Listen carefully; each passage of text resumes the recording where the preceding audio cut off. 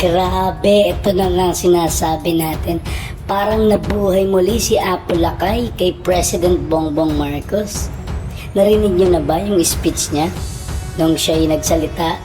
Ito lang, lately lang sa Philippine-China Understanding Conference. Grabe mga kaibigan, talagang mai-impress ka ng husto sa galing ni Bongbong Marcos mag-deliver.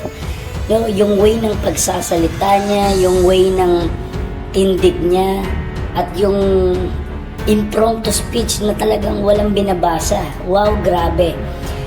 Apo Lakay Jr. talaga. Napakaganda. Pakinggan po ninyo, panoorin po ninyo.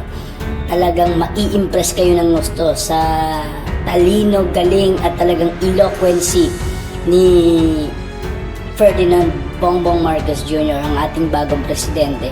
And I believe, paumpisa pa lang ito, marami pa tayong makikita mga speeches na sa mga susunod na araw. At nakaka-excite, lalo na yung sa magiging inauguration day niya sa June 30. Okay, so ako lang bang excited? Sana lahat tayo excited at lagi nating babakuran sa ating prayers ang ating bagong presidente nito. Sige po, panoorin po ninyo kung gaano kagaling mag-speech itong ating bagong presidente. Huwag niyo po munang kalimutang mag-subscribe sa ating channel at i-hit na rin po ang notification bell para updated kayo palagi sa ating mga ina-upload na mga videos at sa ating mga pinapost sa ating pong YouTube community. Okay? So, huwag niyo rin po kalimutang i-share ang mga ina-upload natin. Maraming pong salamat. Ito po, narito pong video, panoorin po natin pagkatapos ng ating introduction.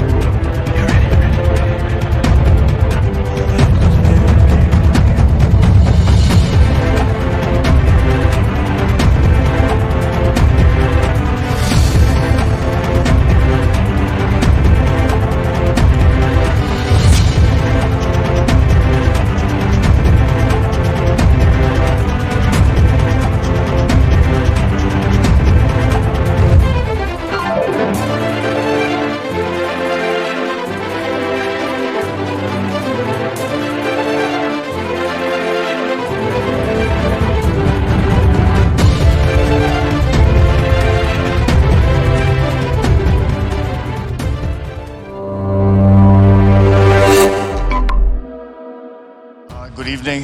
Allow me to greet our distinguished guests, of course, headed by our former President, President Joseph Estrada.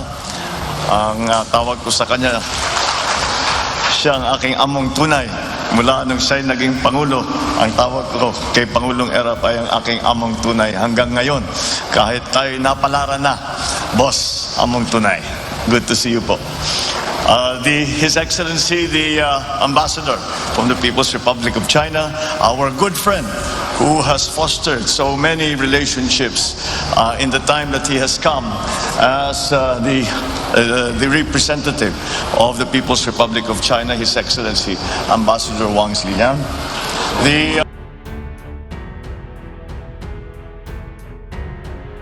All of those of you who have worked hard in the association of the Chinese-Philippine understanding that we have tried to work on since the diplomatic ties were normalized in 1975.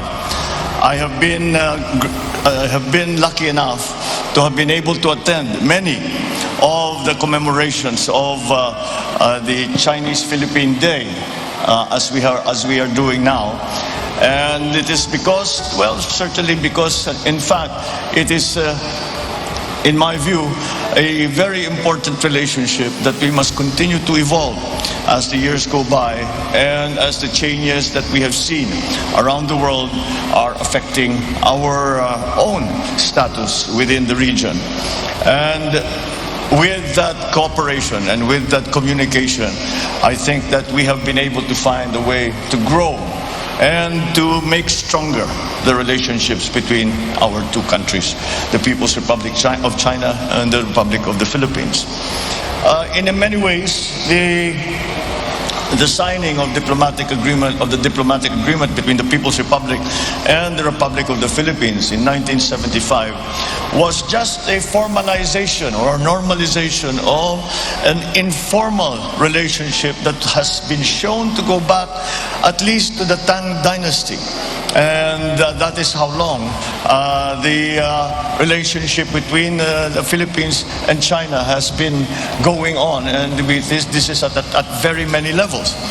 And with the addition now of the addition in 1975 of the signing and normalization of diplomatic relations between our two countries, we formalized that informal relationship and added another facet to our dealings, in that we added government to government, and that has been something that I believe has been very advantageous to both our countries.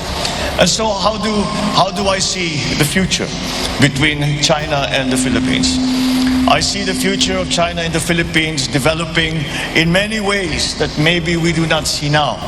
I will encourage our relationship to not only be in the very strict and formal senses of business or government to government or public and private partnerships. All of those we will encourage.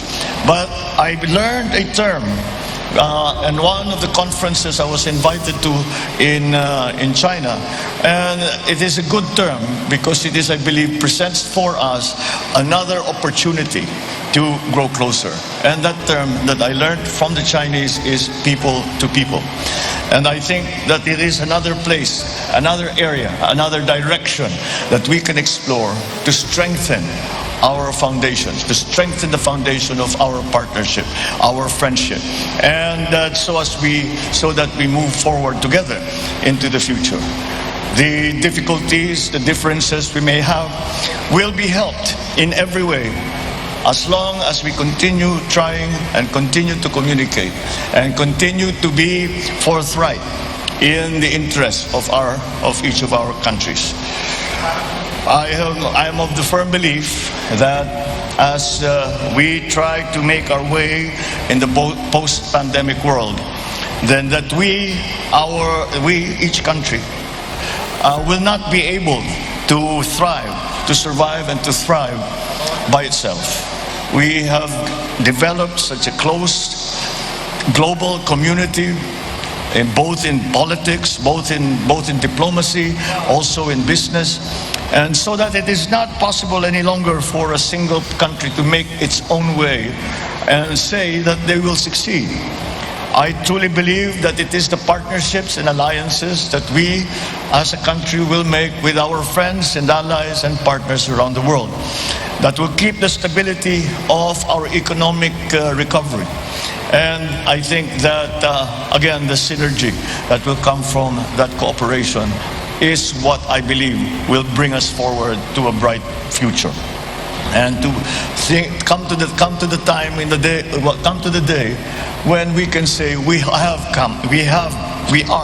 beyond the pandemic crisis. We are beyond the economic crisis brought on by the pandemic. We can only do it, certainly in the Philippines, we can only do it with our partners. And our strongest partner has always been, in that regard, our close neighbor and our good friend, the People's Republic of China. So I congratulate all of us. We in the Philippines are celebrating our 124th Independence Day.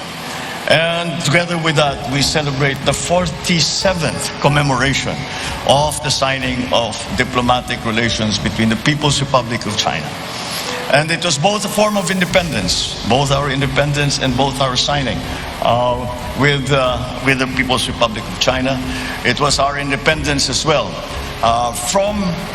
Perhaps we will continue what President Duterte has started, what has been described as an independent foreign policy. And this is what we feel is best in the national interest. And I think it is to be advantageous not only to our friends in China, but to all our friends around the world. So with that in mind, I encourage you all to continue to work to these to strengthen these relationships. I add my congratulations to the awardees. I thank you all for putting in the Hall of Fame my mother, and I think I may be biased. I think it is just right because China cannot find a greater champion than my mother in the Philippines.